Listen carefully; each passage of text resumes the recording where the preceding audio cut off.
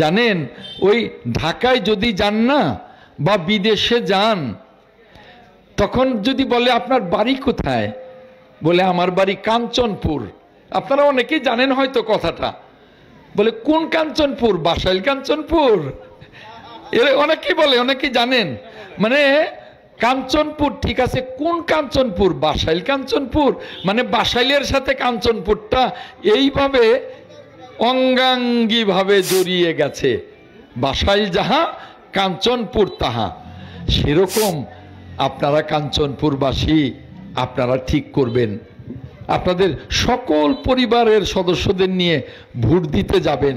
মনে রাখবেন যে বিজয়টা 5ই আগস্ট আমরা অর্জন করেছি ফ্যাসিবাদের কাছ থেকে, আর যেন সেই ফ্যাসিবাদ ফেরত না আসে, আর যেন কোনো অনৈতিক অত্যাচারী সরকার না আসে।